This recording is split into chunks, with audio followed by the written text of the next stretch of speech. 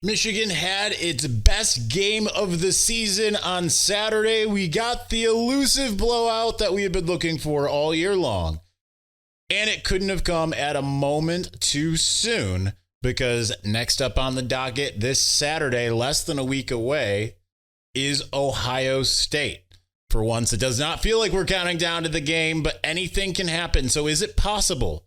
Is there a path for Michigan to being able to go out to Columbus and actually take home a win?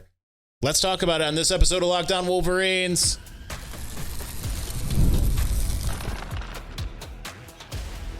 You are Locked On Wolverines, your daily podcast on the Michigan Wolverines, part of the Locked On Podcast Network, your team every day. Happy Monday. We're back and doing it. Locked On Wolverines podcast, part of the Locked On Podcast Network, where it's your team every day. I'm your man on the ground, Isaiah Hole, publisher of Wolverines Wire through USA Today Sports Media Group, was back on the ground, back on the sidelines for the first time since the Oregon game, which was at the beginning of the month. It felt like forever.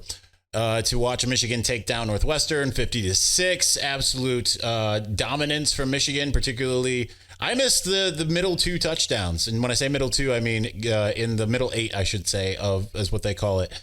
The end of the first half, start of the second half, because I looked at the 2 minute. They're getting the ball at the 2 minute timeout.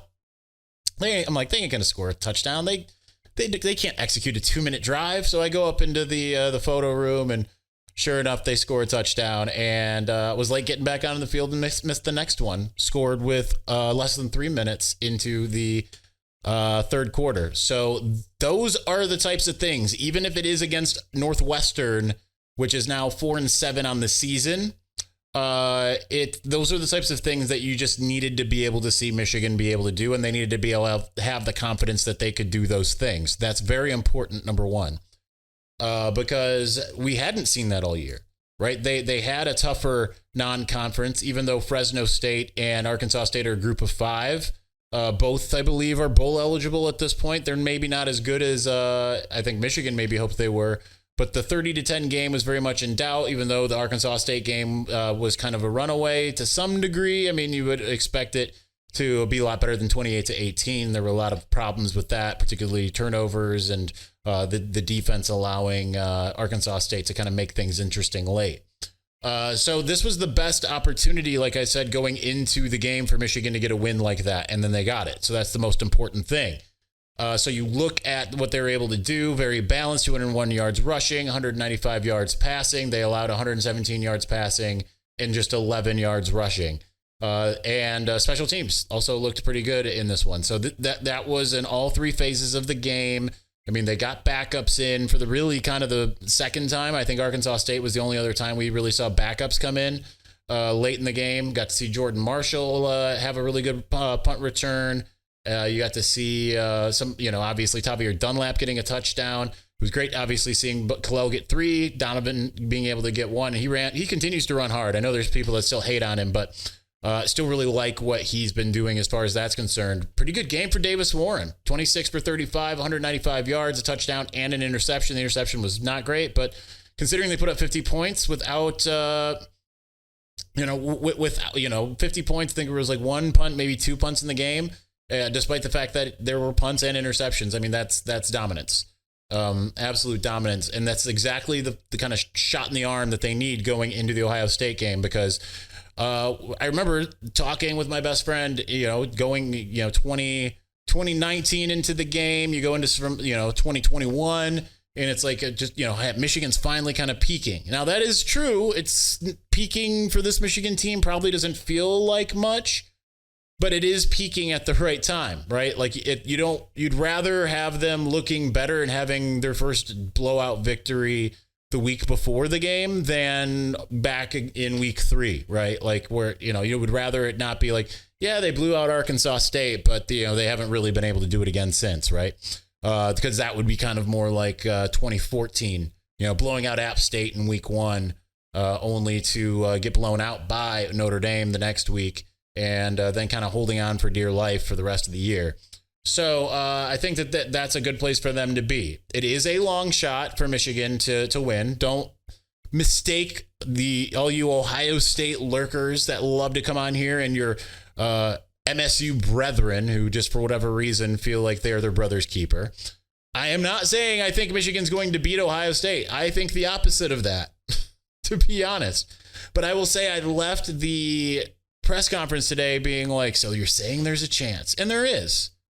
You know, anyone who says that there's not, I mean, if you've watched any Alabama this year, and I know that they're not quite what they looked like early in the year when they beat Georgia and all this stuff. If you watched Oklahoma at all early in the year, I've seen a few games from each of them throughout the year.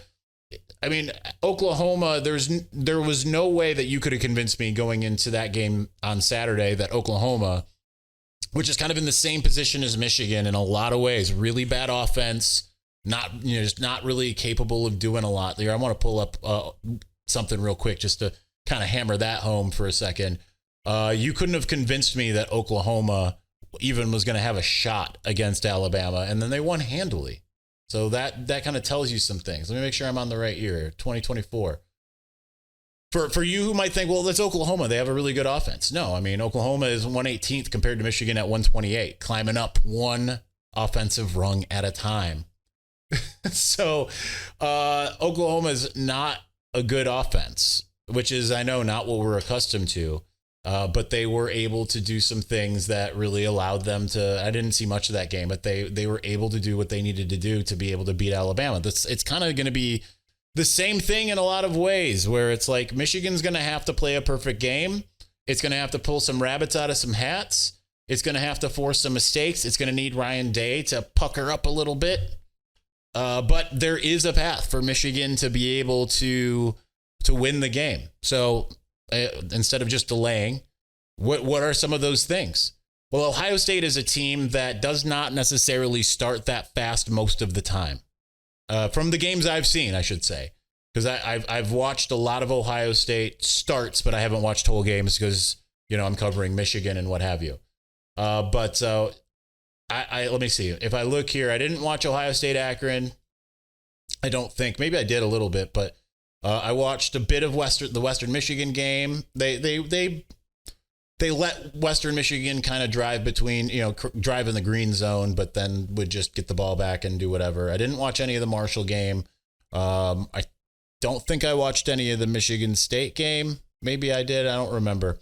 I watched Oregon, the entirety of the Oregon game. I watched most of the Nebraska game. I watched the first half of the Penn State game. I watched the first half of the Purdue game, and I watched the first half of the Northwestern game. And I watched a little bit of the first quarter of the Indiana game. Ohio State has tended to start slow. It's more often than not, I feel like you're looking at, they go 3 and out, and the other team drives the field whether they score or not. So it's going to be on Michigan to do the types of things that weirdly we see bad Michigan teams tend to do offensively against Ohio State. We've seen it in 2017. They got up 14-0. They drove the field. It was like John O'Korn was a new man until he kind of wasn't. Right? Like 2014, like Drake Johnson was running all over them. If he doesn't get injured, it kind of feels like they might win that game, Michigan. There's just 2013 was a game where I know they had some offensive prowess at times. Same thing with 2014. They had moments, obviously, offensively where they ended up looking all right. But 2013 felt like a game where Michigan was going to get absolutely destroyed. It came down to the last play that Michigan had to not win that game. So there's a lot of things as far as that's concerned where it's like they tend to find some offensive ability sometimes where you don't think it's there. 2019. Michigan was pretty good at passing the ball by the end of the year, right? They had 2 straight 300-yard passing games from Shea Patterson, who had a torn oblique earlier in the year. And then, but they're going up against the number 1 pass defense, like by far in Ohio State, and Shea Patterson threw for 305 yards. So there are, I kind of feel like, okay, they tend to pull rabbits out of hats when it comes to offense against Ohio State. They've been preparing for them all year. This isn't just like hey, it's game week. Let's turn on the film on Sunday, see what we're working with. They've been watching game week all year. Not necessarily every player, but certainly the coaches and some players. So there's some of that. So let's continue talking about what can Michigan do to win the game? What types of things does it need to do specifically? Let's do All of that here in just a moment. But before we do, get ready to tackle the NFL action with FanDuel, America's #1 sports book, because right now new customers can bet $5 to get $150 in bonus bets if you win. The FanDuel Sportsbook app gives you everything you need to place live bets on the NFL all in one place. So when you get a hunch in the middle of a game, you can check out the latest stats, view live play-by-play, and so much more on the same page where you place your bets. Just visit FanDuel.com to join today. You'll get started with $150 in bonus bets if you win your first $5 bet. That's FanDuel.com. Never waste a hunch and make every moment more with FanDuel, an official sportsbook partner of the NFL. All right, we're going to continue on here in just a moment. But before we do, if you're watching on YouTube, then you've seen this amazing thing behind me, and that's a team ticker. A team ticker is a one-of-a-kind sports sign for college sports fans. Team ticker is a 1.5 by 2 foot wall sign featuring the Block M logo that has a cool retro-looking LED display. Forgot to close my email. The dog, for whatever reason, Zuri hates that, so she's going to be in here 2 seconds.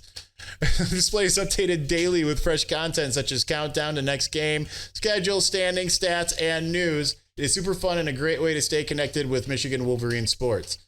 It's a combination of design and function that gives you an entertaining, creative way to display your team pride while providing a unique connection to your favorite team. Whether it's football, men's and women's basketball, baseball, soccer, or softball, Team Ticker has you covered. Never miss a game, as the high-tech retro display provides a countdown to the next big game, as well as daily updates of the latest team news, stats, schedules, standings, and much more. Using the content control section of the mobile app allows you to control the sports you see, and the remote control function allows you to jump directly to any section of the content. Each sign is officially licensed, meeting high-quality standards, and is assembled by hand in the U.S. Team Ticker is the ultimate addition to your Michigan Wolverines sports collection. Once you hang it on your wall, it's going to be the talk of all your fellow Michigan fans. If you're looking for that one eye-catching item to showcase your team pride or a gift for that special Wolverines fan, go to teamticker.com and pick up your Team Ticker today. So again, go to teamticker.com and get your Team Ticker today. I know they've got some holiday stuff going on, so check that out.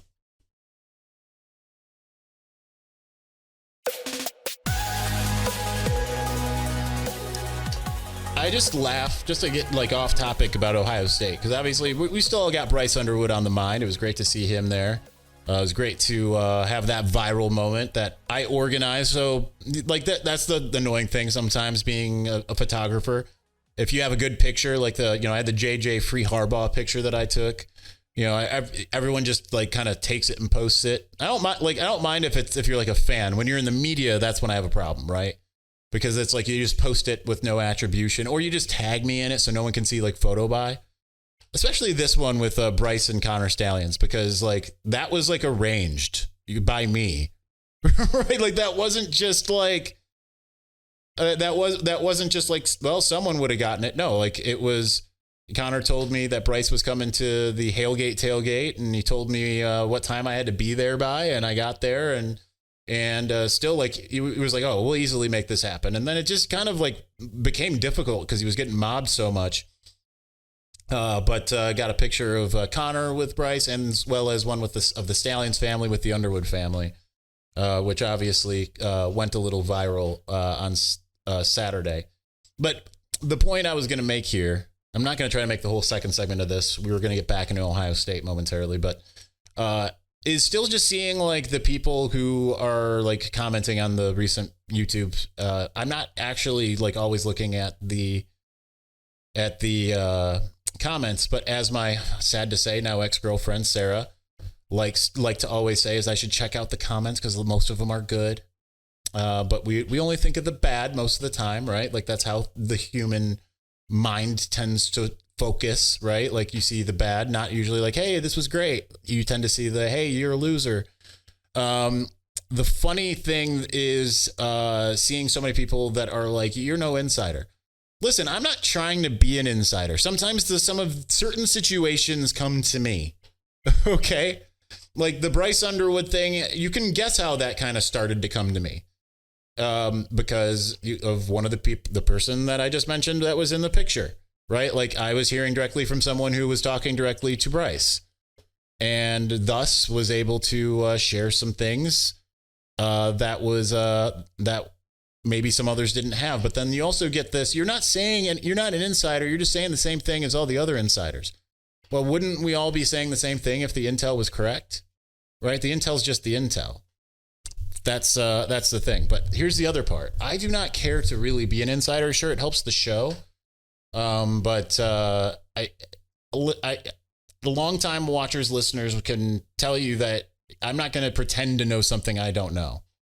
I'm just not going to. There's a reason why it's like, if you want to ask me, like, is Will Johnson playing? I don't know. Is Colston Loveland playing? I don't know. Is Michigan going to get Ty Haywood? Maybe. I know some things there, but I don't know. I'm not going to pretend to tell you something just for the sake of getting you to watch the show. I want you to stay to watch the show, because we're going to give you, when I do know something behind the scenes that I'm usually going to have to dance around it a little bit. But at the same time, I want to earn your trust, right? Like, that's more important to me. Accountability is important to me. That said, I'll give you one little inside thing. This is from like a couple sources removed. So I try to qualify things like that, right? Like, this is someone, like last year with the Connor stuff, I always said, like, this is a very good source. This is about as close to the source that you can, close to the situation as you can get. Well, I was talking to Connor directly. With this, I want to qualify. This is basically like a person talk to a person who told me. And this certainly is one of those things that you could sit there and say, like, well, he's just making a leap. But I do have on good faith here that Biff Poggi, who Sherrone Moore said, like, it's possible that they bring him back, that I do believe that will happen, that Michigan will bring Biff Poggi back to the staff based off of a conversation that I had earlier today. So there's your little inside nugget for today. Now, again, if you would have asked me that yesterday, I'd say, I don't know. But that's just, that's how it goes. So I just wanted to have a moment to clear that air.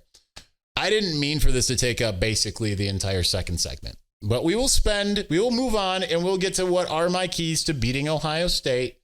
I wanted to get all that stuff out there early because I didn't want y'all to tune out. I'm sure some of you did, but let's talk about what are the keys, because we're going to talk about that all week. So let's get to that here in just a moment. But before we do, listen, there's so many events you're going to want to get to, including a lot of you might want to get down to Columbus to see the game. The best way to get in the door is with Game Time. Game Time has a new feature called Game Time Picks that makes getting tickets to see your favorite teams play live even easier. Game Time Picks, it is singular, not plural, filters out all the fluff to show you only incredible deals on great seats so you don't have to waste time searching through thousands of tickets. With their curated deals, it makes it so much easier to find the best price on great seats. The super deal, which also I was looking at some stuff, it was just well below market price. The seat views that you can see what you're going to be looking at before you buy, and the lowest price guarantee with event cancellation protection and job loss protection, all that stuff. It makes going through Game Time the most confident you can be going in to get your live event tickets. So take the guesswork out of buying tickets with Game Time Picks. Download the Game Time app, create an account, use the code LOCKEDONCollege for $20 off your first purchase. Terms apply. Again, create an account and redeem the code LOCKEDONCollege for $20 off. Download Game Time today. What time is it? It's game time.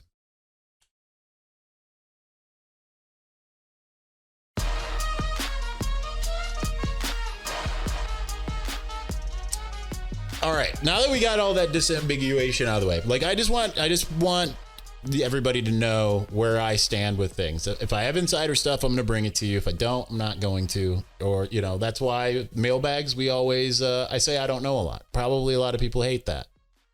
But nonetheless, no one knows everything. A lot of people that claim to know everything aren't being truthful. There's not a lot of accountability in this business. And I try to be accountable. Let's talk. What are the keys? Like I said, Ohio State tends to start games slow. Michigan needs to kind of have, in a lot of ways, a game very similar to the 2017 version of the game. Obviously, you don't want to end up the way that game ended up, but you need to start fast. I think the best case scenario for the Wolverines is to basically have a redux of the national championship game, in that you go up by 2 scores, they punch back, you keep them at bay just a little, and then you find a way to pull away at the end by, just basically getting something late. I don't think if Michigan wins, it's ever going to feel comfortable or fun. I think it's in Michigan's best interest to muck things up in that way. I just want to take a quick look here, and I don't have the right screen. I have the last week's screen. Okay, now I got the right one. So when it comes to the SP Plus rankings, ESPN, we love them. They're not always accurate, right? But usually they're pretty good. Michigan doesn't have a very good chance when you look at Ohio State's rankings versus Michigan's.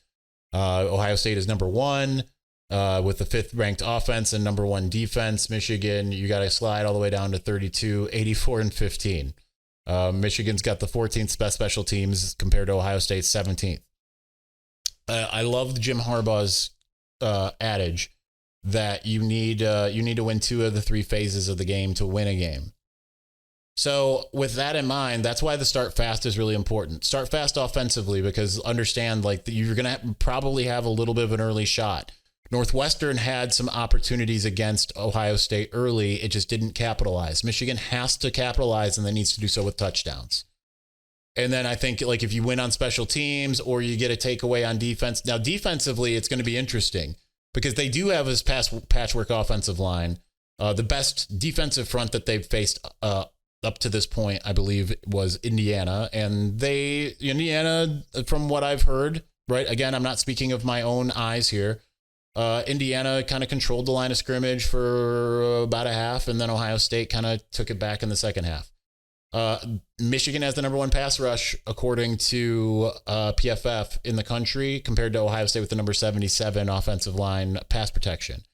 So to be able to kind of to rattle Will Howard, make him inaccurate, and force him into a mistake or two, I think that is going to be absolutely paramount.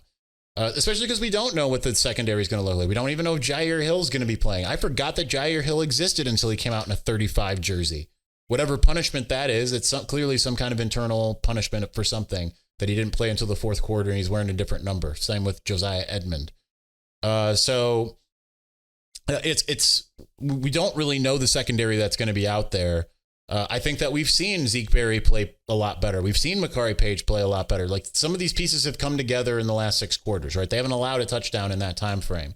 The other part is Ohio State's going to get some of theirs, right? Like you're not going to keep them out of the end zone entirely, but you need to muck things up and try to make it kind of like the Nebraska game where Ohio State won 21-17. You need to kind of have that, like we're kind of in it at the end, maybe hopefully nursing a lead in order to make that happen. But it's certainly, you just kind of have to Iowa this game up to some degree if Michigan's going to stand a chance. It is not going to be easy by any stretch of the imagination. And but I do think that there is a path.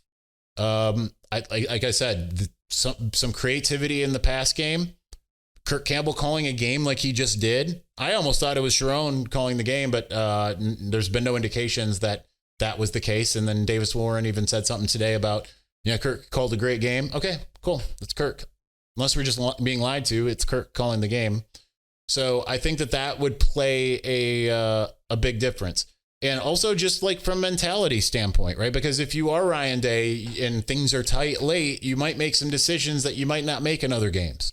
If you're Sherrone Moore and you're playing with house money, kind of the same thing for Michigan. Because I don't think like if Michigan wins or it loses, I don't think it really changes where they're going to end up going in the bowl game, right? Like it's just going to be what it is. I don't think being 7-5 compared to being 6-6, because it's not necessarily a fully tiered structure. It's like somewhat tiered. So I think that it's one of those things that like if the ReliaQuest Bowl, which has a pick, I believe, before some of the others, really wants Michigan, chances are it's going to take Michigan.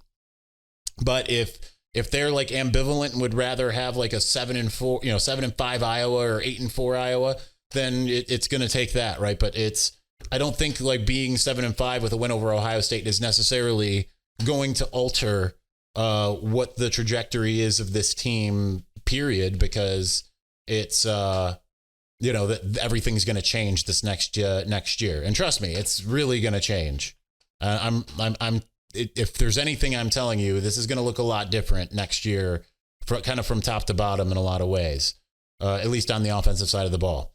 So I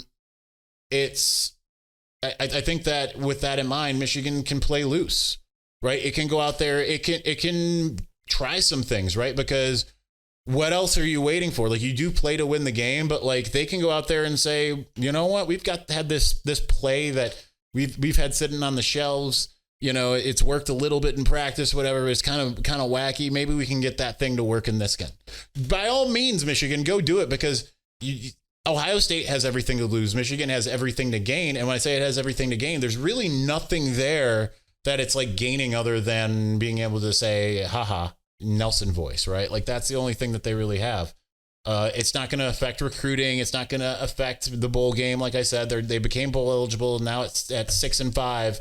It's like they're probably not going to the Motor City Bowl or whatever they're calling it these days. It's probably Music City Bowl, maybe the Duke's Mayo or the Rely Quest or the Pinstripe, but like it's really not going to affect that much. So what it would affect is absolutely putting a dagger in Ohio State, because the only way Ryan Day would survive at that point would be for him to win the national championship, in my opinion. So if you're Michigan, like, go out there and just whatever crazy machinations you have, I mean, use them smartly. Don't just like first down, insane play, second down, even more insane play, third down, another insane play, punt. Like that doesn't work. Go out and try to run your game, but pepper in some of that stuff. We haven't seen a flea flicker in a little while, right? Like obviously bring the flea flicker back. Use the jet sweeps. Use the running back throwing the football. Use use all of these different things. Have a wildcat package. Put Davis Warren and Alex Orji on the field at the same time. Why not? Go nuts, right? Like this, more so than the actual bowl game, this is your bowl game. You're not making it to the playoff, so this is your national championship game, right? Like if Michigan wins this, we'll look back at this season and be like, man, it was really fun going to the Rose Bowl, the national championship game, but it was also really fun to beat Ohio State in a year when it just did not feel like there even was a chance. That said, I'm looking at this screen here with ESPN, SP Plus, Ohio State's the number one team here. Keep in mind, Ole Miss at 8-3 is number 2. Oregon's at 11-0 is number 3. Then Texas, Georgia, Alabama, so on and so forth. These are just advanced analytics that are a little bit projective in nature. I still don't believe that this is the best Ohio State team we've seen in a lot of ways. I think this might be the worst Ohio State team we've seen in a very long time. That said, I mean, there's a lot more parity in college football, and they absolutely could win a national championship because there isn't like the elite team this year. But I think that certainly I would much rather face this team than even last year's team in a lot of ways with Marvin Harrison. Yeah, Jeremiah Smith is daunting, but Marvin Harrison was more daunting. And, Kyle McCord, Will Howard has played better than Kyle McCord, I think, but Kyle McCord was no slouch. Heck, rather face this team than 21 or 22, and Michigan won both those games. So the last thing it's going to take is Michigan players elevating in ways that we've seen. Like we talked about the coach, just the coaches elevating things. Like you're going to need to see Kalel, Mullings, Donovan Edwards, Big Game Don to come out, right? Like you're going to need to see who's going to have their Biaka Batuka type day if Michigan's going to stand a chance, right? Because this is a daunting defense to go up against, and Michigan not having a good offense doesn't really help matters, right? Like they held Indiana to like next to nothing from an offensive standpoint. So you just got to go in and Iowa things up, make it uncomfortable. There have been moments where they have looked very vulnerable, and there's places where we've seen in previous iterations of the game where Ohio State has been, we didn't know they were vulnerable until you saw them against Michigan, right? Like people were talking about the defense early in the year in 2021, and then everyone was saying it was fixed going into the game, and then it wasn't, right? So right now it's like, okay, you're facing Mason Graham, Kenneth Grant, and the rest of the D-line. Good luck, and hopefully they play up to what they're able to.